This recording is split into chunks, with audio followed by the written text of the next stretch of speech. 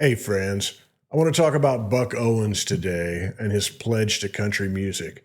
I've been reading Buck Owens's autobiography. It's called Buckham, the autobiography of Buck Owens with Randy Poe.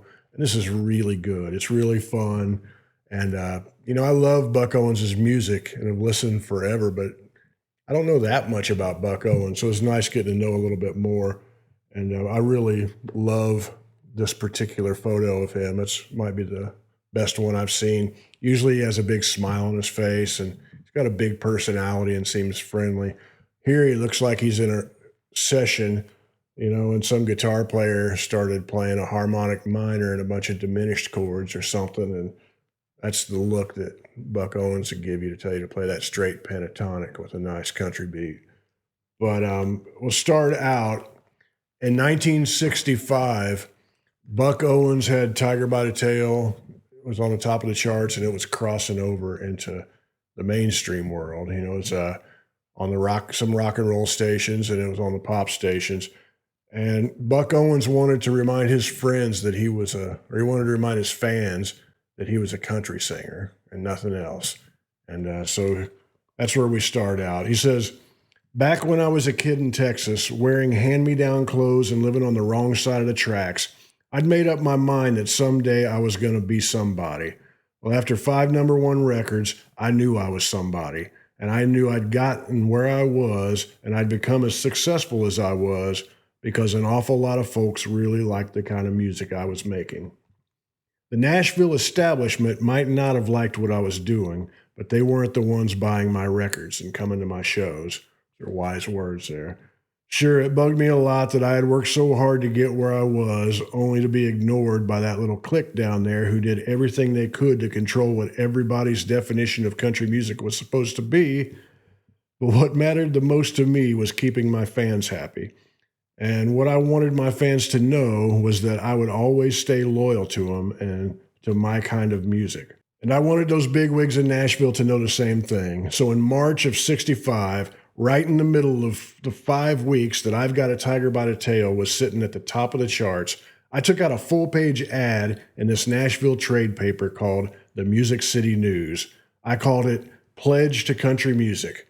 It said, 'I shall sing no song that is not a country song. I shall make no record that is not a country record. I refuse to be known as anything but a country singer. I am proud to be associated with country music. Country music and country music fans have made me what I am today, and I shall not forget it.'" That's Buck Owens, Music City News in 1965.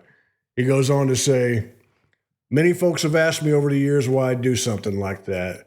Mainly, I did it because I meant it. I was telling the Nashville music industry and everybody else that I was the real deal. And a lot of my records were up-tempo, and they had a lot more of a beat to them than most other country records. But to my mind, that's real country. The same kind of music I'd made at the blackboard in the '50s. It was fast and loud, so people could get up and dance to it, and if they felt like it. Or if it was a ballad, it had a steel guitar on it, playing those pretty steel guitar licks that left no doubt that I was singing a stone country song." I love the fact that Buck Owens knew exactly who he was, and he knew that the people buying his records were the people that really, really mattered, and the people buying tickets coming to a show. The business, it would change and fluctuate in a lot of ways, but if you keep an honest relationship with the people who dig what you're doing, you're doing all right. And I think that was Buck's attempt to do that. So as the book moves on, Buck kind of goes backwards a year, and he starts talking about when the Beatles started coming along and how country stars were really intimidated by it. But he loved rock and roll, and you can hear that in his music. There's so much, rock and roll and rhythm and blues just pumping out all of that energy. He's so good. Buck was so good at filtering that into his own music. And once it came through him, it was country music. But it had all of these wonderful qualities once he went through them. So this is Buck talking about the Beatles. It's back in February of 1964, while Love's Gonna Live Here was still sitting at the top of the charts, the Beatles were having their first number one hit in America with I Want to Hold Your Hand. Oh man, I can't tell you how angry some country stars got when the Beatles started having so much success. There were plenty of older country stars going all the way back to the 50s that thought rock and roll was the worst thing that ever happened. They said it was the devil's music. They didn't just think that it was turning kids into juvenile delinquents, they thought it was turning kids away from country music, which it was.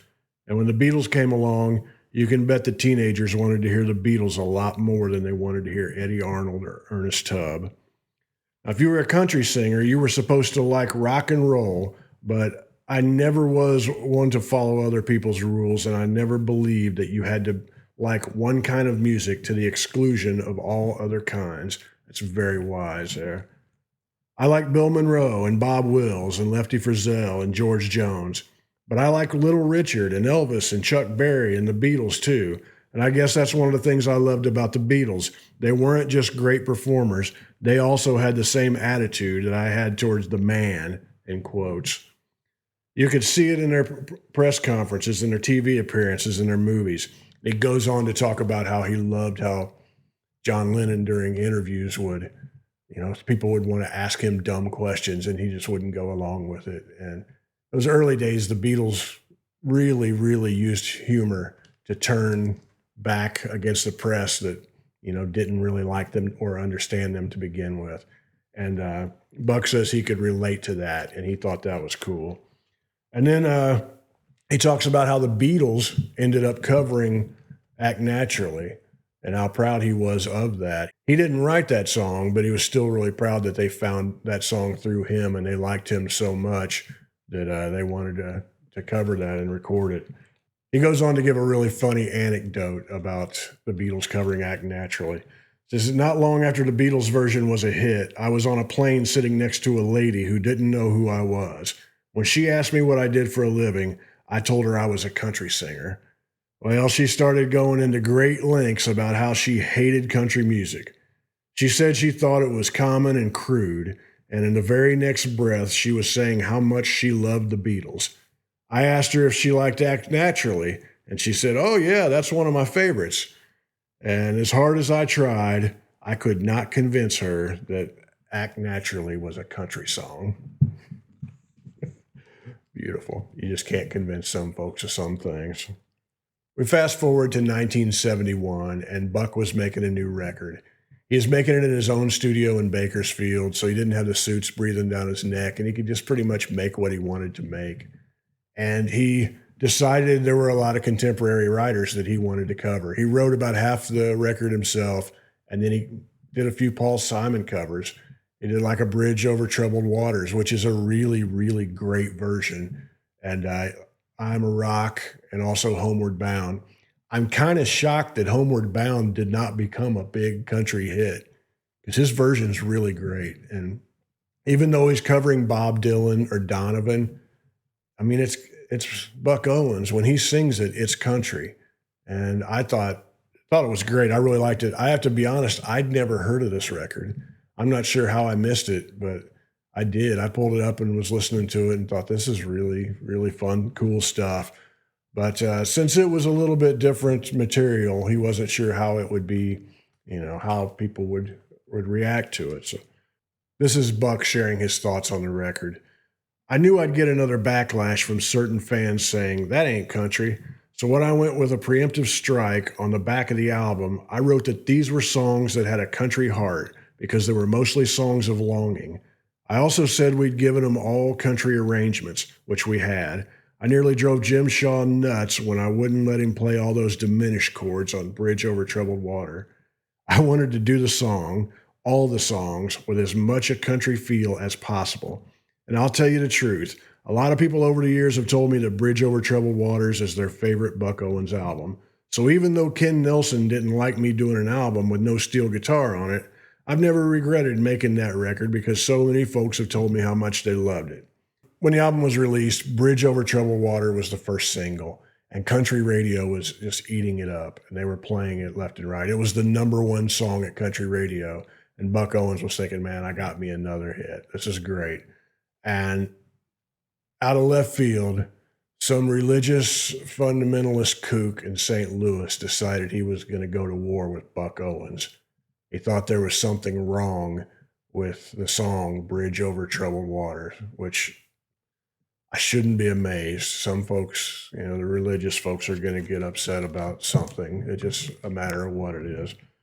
It says Cardinal Mensetti was based in St. Louis, Missouri.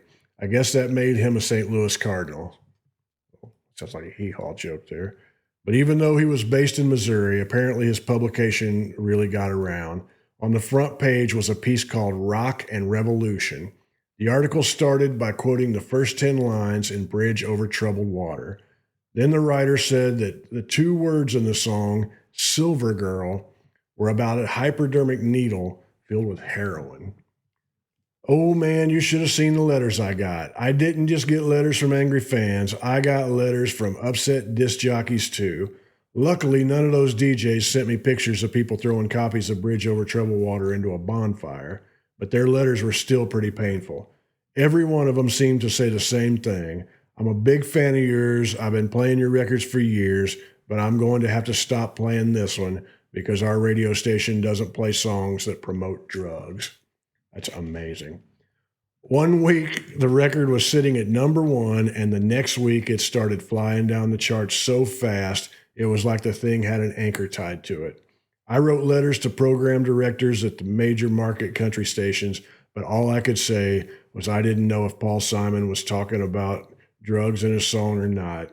Well, that I certainly did not intentionally record a song about drugs, and that I'd never heard anybody even suggest it was about drugs until that piece in the Mensetti report came out. Looking back on it now, that whole article is pretty silly. It didn't just accuse Bridge Over Troubled Water of being about heroin. It said the Beatles' Hey Jude was about heroin too. It also said Ford Motor Company was sending subliminal messages in an ad that said one of their cars would blow your mind, and that the airline TWA was promoting drugs by using the phrase up, up, and away. I'm not kidding.